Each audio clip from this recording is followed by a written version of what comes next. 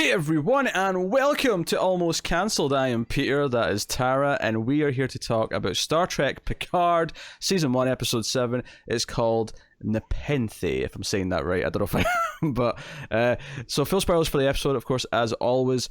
And yeah, some people thought I was a bit moody in the last episode, a bit negative. Tara being obviously the first one, but look, I'll be honest, if it's not working for me, I'm going to critique the writing, okay? That's just what's going to happen. Mm-hmm. Before the record, I think I am also incapable of critiquing Star Trek. Of course you are. I don't know why I'm hosting this show. Because there's no one else, basically, is the answer. No, your expertise, because this actually delves into a lot of Star Trek history. It connects to a lot of Star Trek history.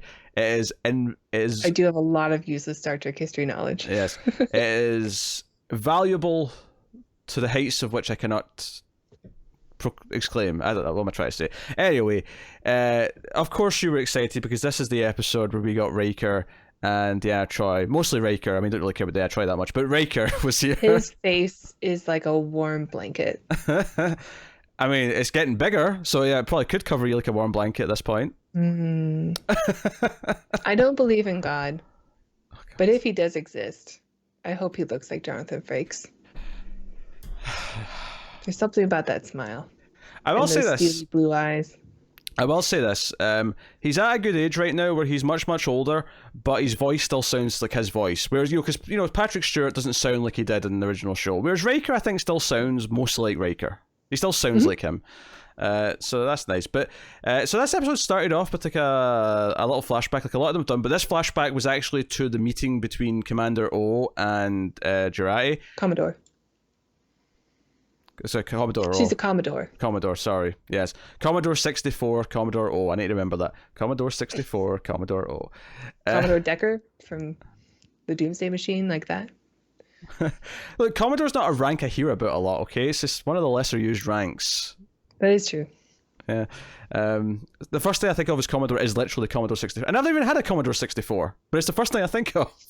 Before my time. I was thinking of Commodore Decker from another Star Trek. The Doomsday Machine, one of the best Star Treks. But it's kind of the scene where we see, like, why Jurati did what she did with, with Maddox. I thought it was kind of weird having it at the start of this episode. I felt like this would have been much better at the start of last episode to like follow on from the big ending. Like, have that start the next episode. Felt like it would have made more sense to me. But I mean, it's fine on its own.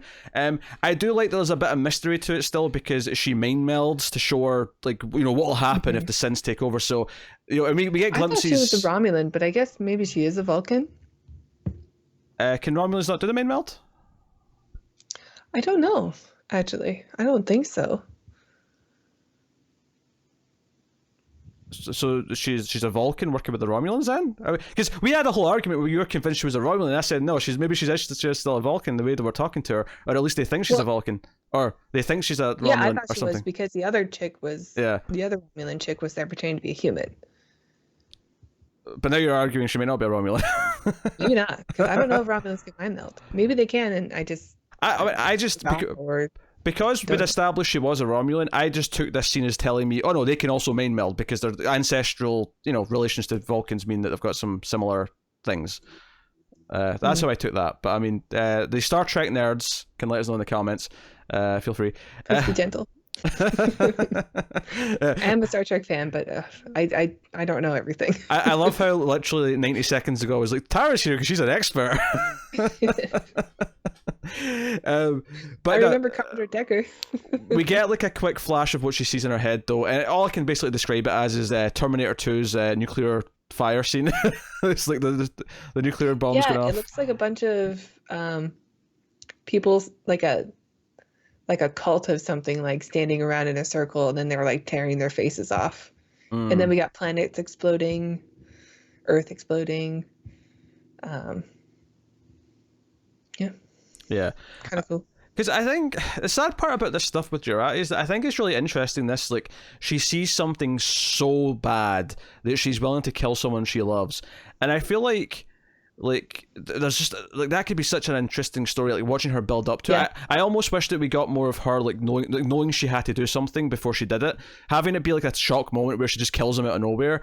I almost feel like no, I'd almost love to see her struggle, like building up to it, and like, you know, kind of like, because even though she obviously believes she has to do this, like, you know, it takes a lot to like kill someone that you care about. I mean, yeah, and I like that we get like little flashes of things that might happen, like because in the future if they don't stop the synthetics, but you don't really want to show too much, because that change from where she was before, and then in a split second all of a sudden she's ready to do anything, like including kill someone she loves.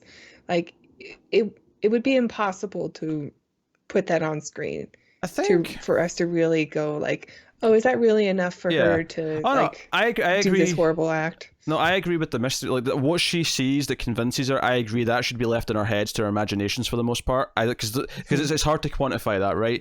What we imagine in our minds is always going to be more tantalizing than what they can actually show us in that sense. But what I mean is like, I think it would have been more satisfying to me, or had a lot of potential to me, if we understood earlier on that she had to do something like this, like, you know, kill someone, and then like watch her kind of build up to it, you know, have the build of her getting there, because they wanted the shock, they wanted like, oh my god, what's she doing? She's killing someone. And I almost feel like because they wanted the shock twist, it maybe took away from some of the actual drama of building up to it that we could have had instead. Maybe this is just a taste thing, but I think I'd have preferred that. But I mean, yeah, maybe. I mean, I think that actress has been doing a pretty good job of like just always being upset. Like she really seems tormented. A jagged little Alison Pill. What was Alison that? Pill. I said jagged little Alison Pill. It was a 90s reference. Oh. I was making a little Alanis Morissette reference. That's Alanis Morissette, right? That's her? I had that album. Yeah. She's Canadian royalty, so I had to have the album. Do all Canadians not understand the word ironic? Is that like a Canadian thing or just her? Well, yeah, thanks to a Canadian now, everybody is confused about the definition of irony. So that was a scene, and we see her struggling with this throughout the episode. We see that she like swallowed a tracker, and that's how Narek. Now, Narek's stuff didn't bother me as much in this episode, and I think it's just because he never spoke. He was just in a ship, like following them the entire time. With a little mini Rubik's so I was like, cube. you know what? That's fine. You know what? Just keep your mouth shut. That's best Narek. Quiet Narek is best Narek. We get a lot of his sister though. We do. I was conflicted on the sister stuff because we cut back to obviously the Borg cube, the artifact, and we have. There's so much steam on the Borg cube. Oh, I love it. Keep the steam. That is the one thing they've kept from the industrial feeling of it. Keep the steam. There's so much steam. Steam and, is great. Spotlights. Steam, spotlights. Keep all of it. Right, so Elron is there, right, and he kind of shows up and protects him, and kind of like he's Elnor. Like, oh sorry, Elnor. What did I say? Elron. You've been calling him Elron since he showed up. Elnor. Right. Well, that's what happens when you pick a stupid name. All right, I get it wrong. Elron of Rivendell, Nebulon. Elnor. But Elnor's there to help him, right? Because he's insisting on staying back, and I thought that was a lot contrived last episode, and I do think there's some contrived elements to it in this episode as well. Is he the worst bodyguard? Yes, because he's just missing. Because I was wondering actively, because it's just Hugh on his own, right? And the evil sister, whatever her name is. Let me just get her name. Narika.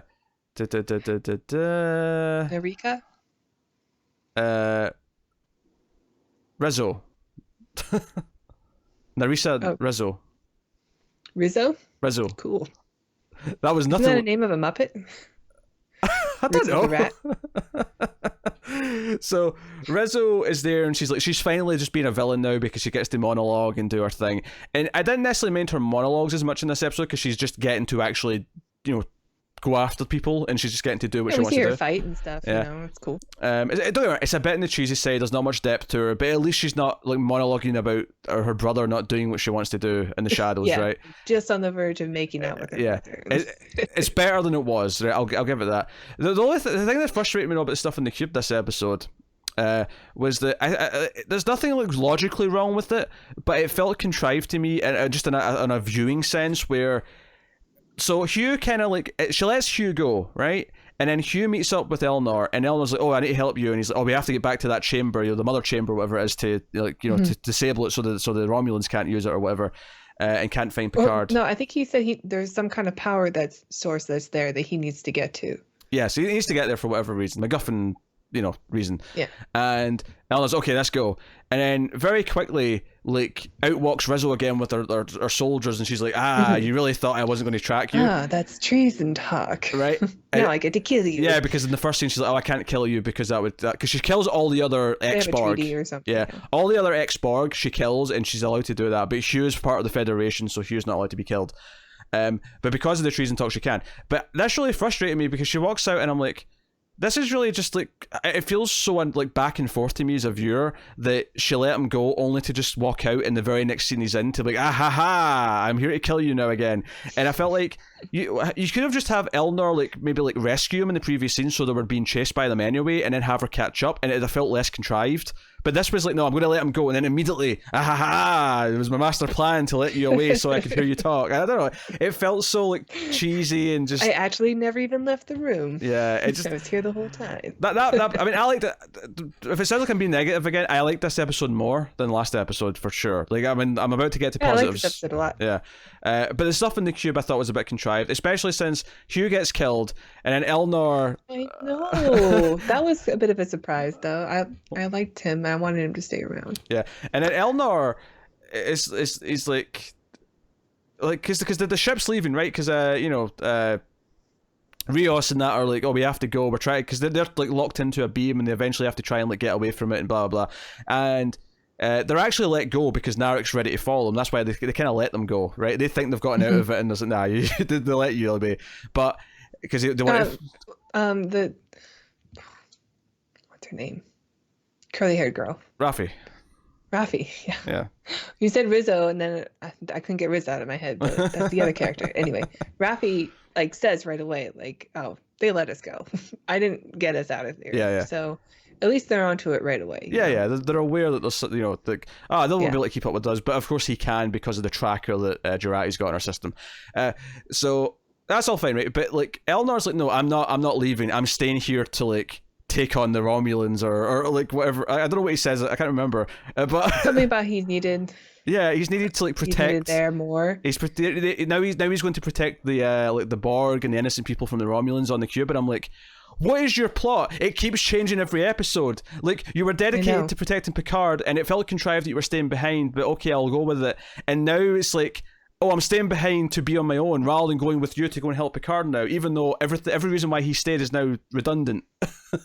I guess the whole reason he took the mission for Picard is because he's supposed to take on a hopeless task or something.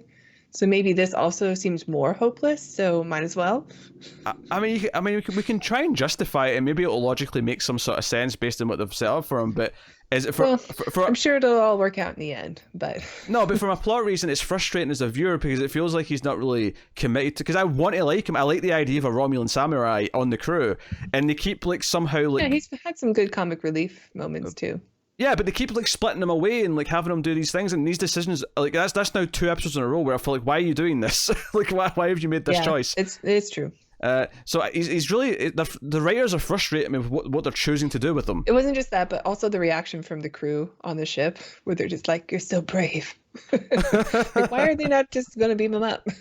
He's just a kid that Picard wants him to look after. Yeah, I mean, if anything, they should have been like, no, this kid's making a dumb choice. Let's beam him up against his will, and then we can deal with his anger afterwards. Yeah. So all that stuff is frustrating to me. The stuff on the ship, obviously they realize they're being tracked and they're trying to beam away. Eventually, they do lose the tracker because Jurati feels guilty and eventually takes something. It puts her in a coma and it kills the tracker. So that happens. For a while I thought that maybe the hologram stuff wasn't coming on, and maybe because you said last week that maybe they were going to address why it never showed up when Maddox was dying or afterwards. And yeah, maybe he's not really a doctor. Maybe he's just a psychiatrist or something. No, but there was one that was a doctor. There was one that was there for medical reasons, I'm sure. Yeah, well, he showed up the episode where she murdered Maddox because she was in physical distress of some type. She was panicking, and he pops up. He's like, "What's the danger of your emergency?" or something. You said you thought they were going to address the fact that he never popped, or the other one didn't pop up afterwards for him dying or whatever, right? and I didn't think they would. And I almost thought they were in this episode because early on, like she like so one of them says something. Where's the hologram? We need it because she's throwing up or whatever. Yeah, because she threw up. Yeah, and it doesn't show up. And I thought, oh, maybe they're actually gonna make this. Maybe like when she like got rid of it, like I mean, it didn't seem like that in the scene, but maybe she actually turned it off completely, and that's why it's not shown up since. And that that's what they're going with it. But then it just showed up later anyway, and I'm like, oh, okay, I guess he is still showing up. Yeah, but we didn't get any scene with him afterwards of him saying anything. Yeah. But I imagine he will now. Oh, maybe, yeah. If they ask him, maybe he won't say anything unless they ask him, though. Maybe he doesn't like rat on people, without prompt. Yeah, I don't know.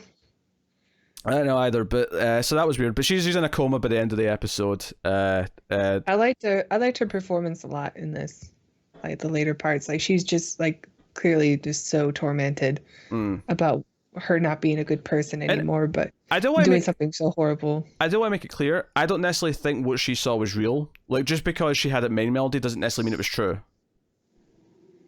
That's true. Because I assume that a Vulcan likewise can, as long as they're thinking about something, they can show what they're thinking, right? It doesn't have to be a real thing.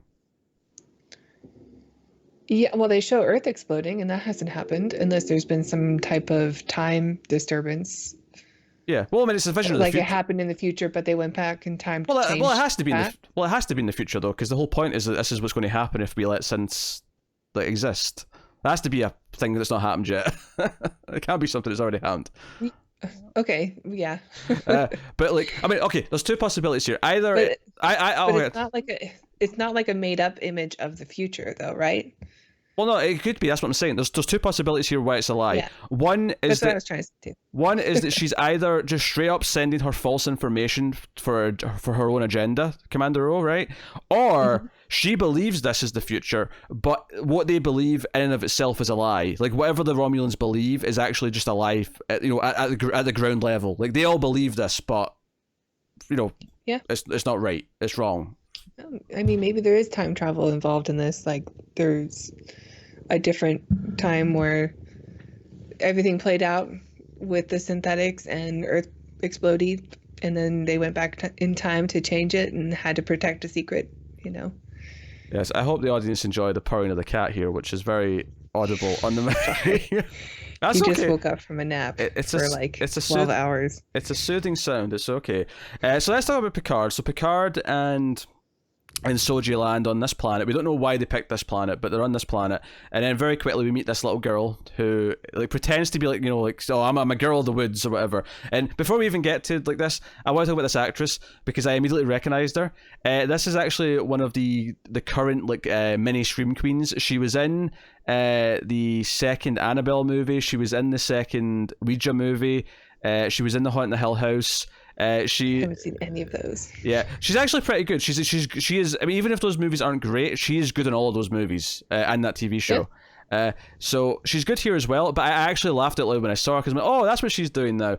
And she's at that age where every time I see her, she's like grown at least a few inches because she's she's just like she's at that age where the first time I saw her, she's at the age where she's nonstop. So I'm like, oh my god, she looks like 13 now. This is like she's growing up before my eyes. This is weird. But so I liked her being here. She's a good casting choice. So that's really cool. She's really likable right away. So obviously this turns out to be Riker and Troy's daughter. Troy. The question, the dead son that they bring up, is that something from previous stories that you know about? No? No. That's completely new. Okay, that's interesting then. That's interesting to put that into their sort of new backstory, if you will. Yeah, I think the last time we see them, they get married, right? That sounds right, yeah. I vaguely remember a marriage reception from one of the movies. I think it's Nemesis they get married and not Insurrection. It's been a while since I've watched those movies, admittedly. Yeah. But I think that's the opening of Nemesis is that they get married. Yeah. And I don't think they didn't have any kids. And you spotted the head tilt on Soji a couple episodes ago. She does it again here, and Riker recognizes it. So because Picard's not telling Riker anything, and Riker's like, oh, well, let me guess here. You're on the run. That says Romulans, and you're this scared, so that means the Tal Shiar. I remembered it. Ah. Also, Zat Vash. Zat Vash is the other one. So Tal Shiar, and then he's like, oh, and I recognize that head tilt. That head tilt, I know that head tilt anywhere. That's data. Data's in there. She's got some data in her.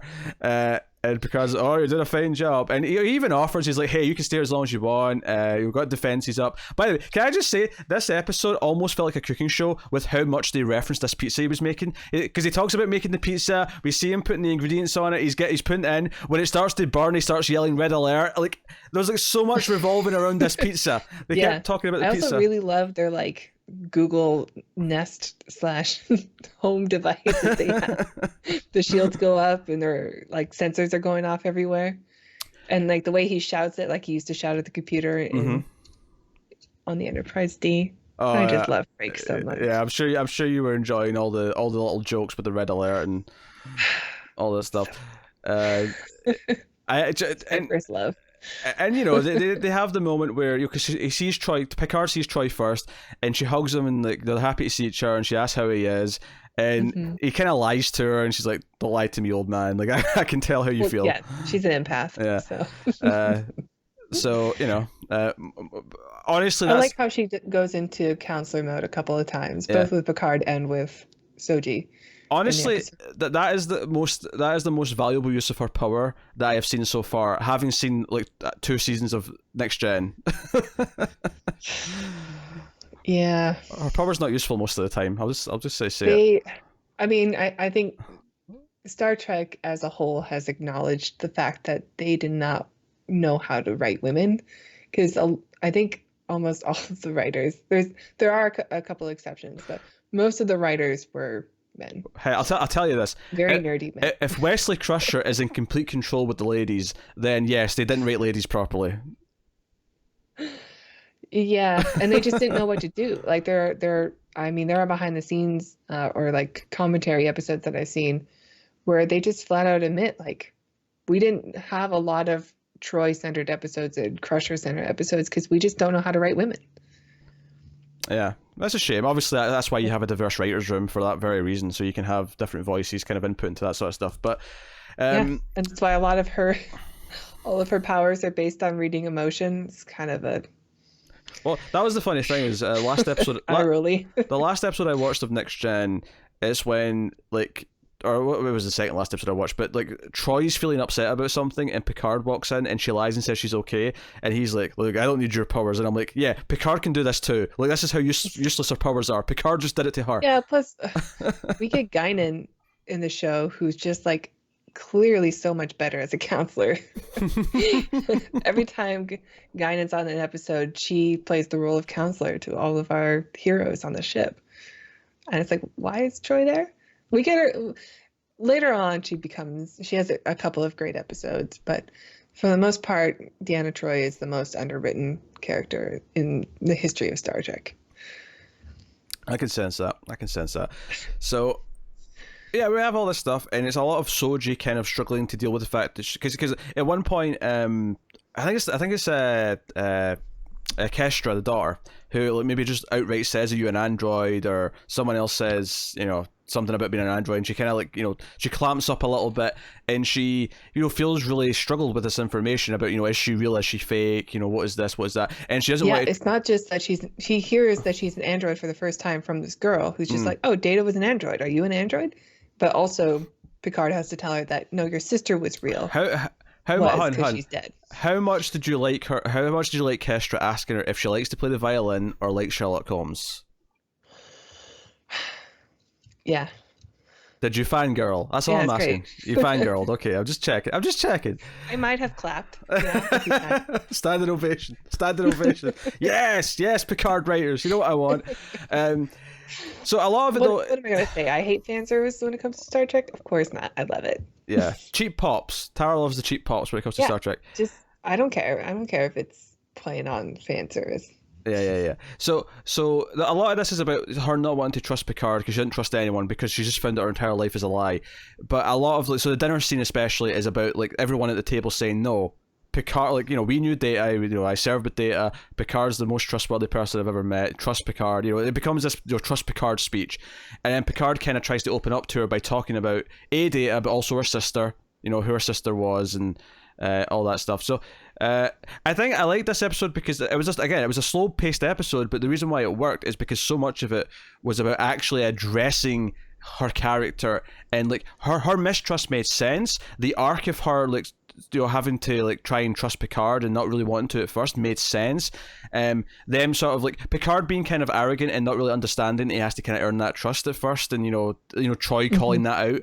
All of that stuff made sense, and it was an arc that worked for me because the drama didn't feel forced or false, which was my big problem with a lot of the last couple of episodes. Is I felt a lot of forced drama. I felt the writing like forcing things, the square shaped thing into the circle hole because it wanted it just to work there, and it didn't really. This it felt like no, the triangle's going into the triangle.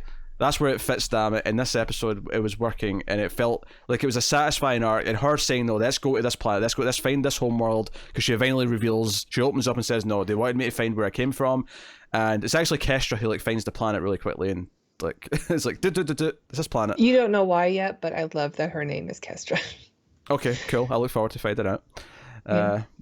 But. So that's really cool. I stand by my prediction, by the way, that by the end of this season, or not this season, by the end of this show, which is meant to be 3 seasons long, we will get the entire crew together on a ship as a crew.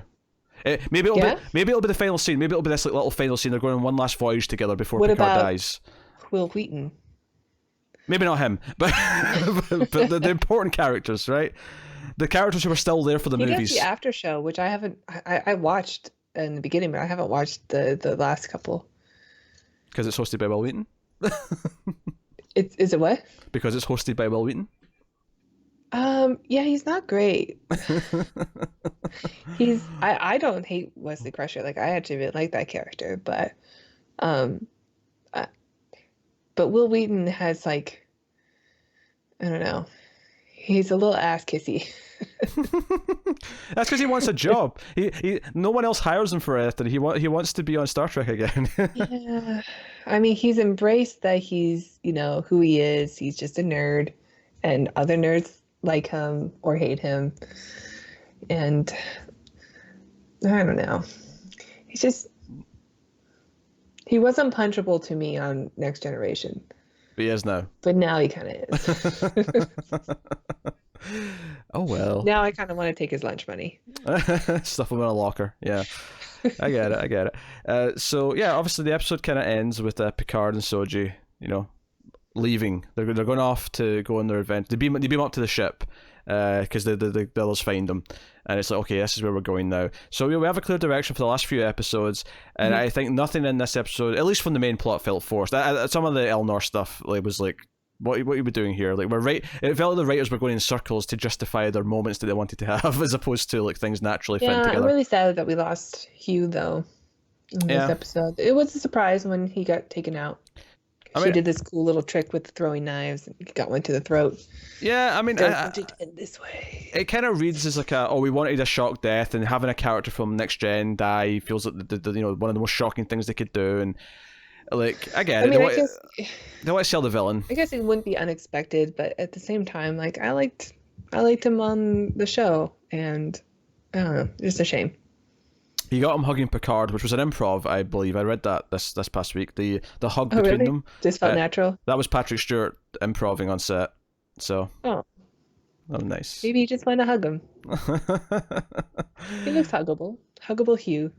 Yeah, but hey, everything with the Rikers though I really liked it, because as much as it was slowing down, it felt like everything they explored, because I've complained in this show sometimes when it slows down it feels like it's not actually exploring anything, like it's pretending to, but it doesn't.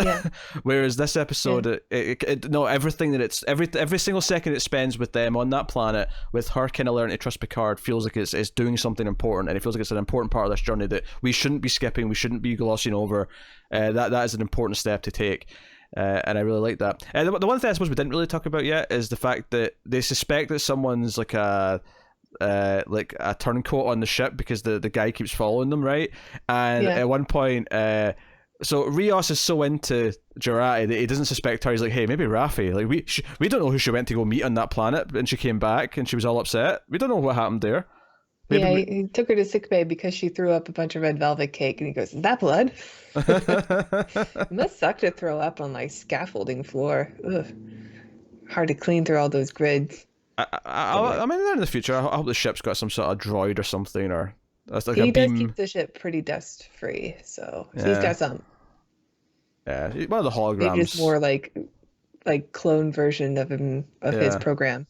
One of the holograms will do it. That'll clean the. That'll get on the get on his Like knees and super scrub. tiny ones so they can get in the grooves of the scaffolding. Yeah, it's like people washing windows. It's like little tiny men with big wipers, going up and down. They've got the little the lift that they have outside the buildings, like going down the side of the grates.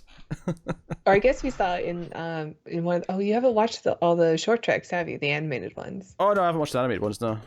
Yeah, there's an animated one actually, Ephraim and Dot, where they do show like a cleanup robot. Mm. I guess all ships have Roombas of the future. Yeah, that sounds like fun. It doesn't love a Roomba. Indeed.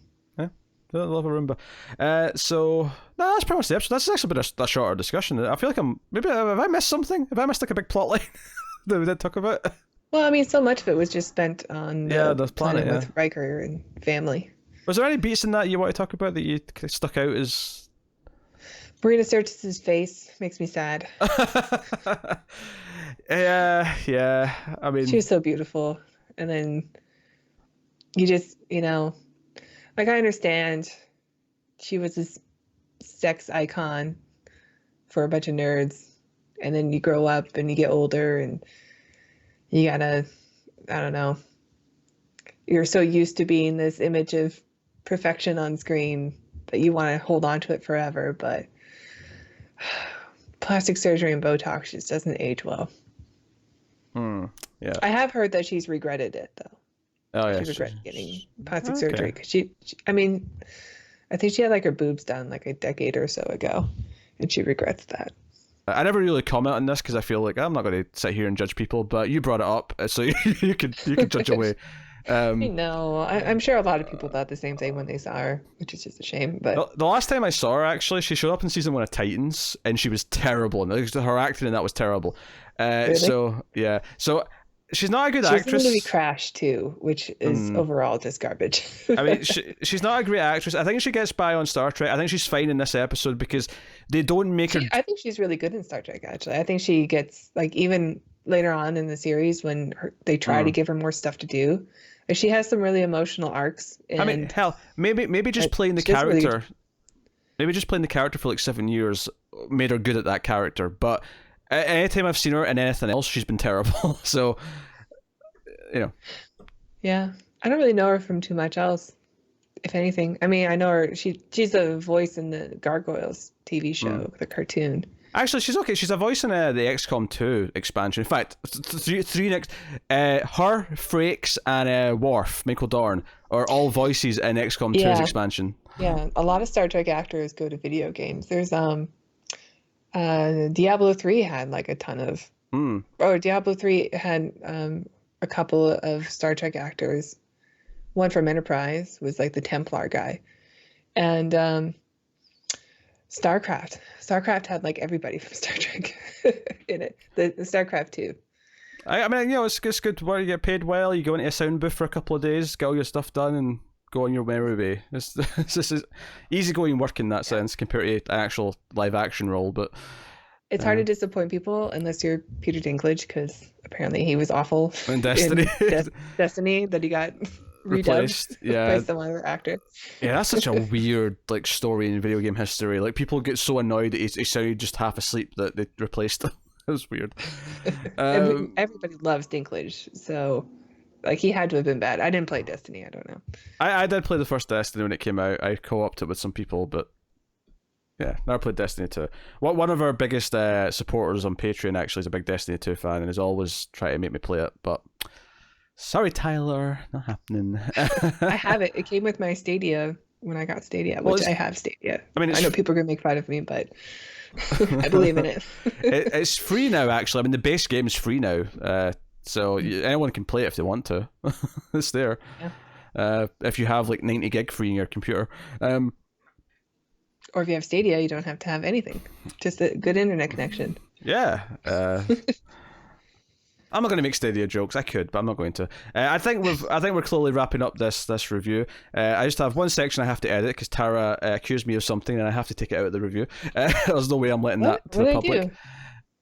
Oh, sorry. Don't say it again. I don't want to You have to have to edit take it twice. out? I'm taking that Aw. out. Well, I'm leaving that in.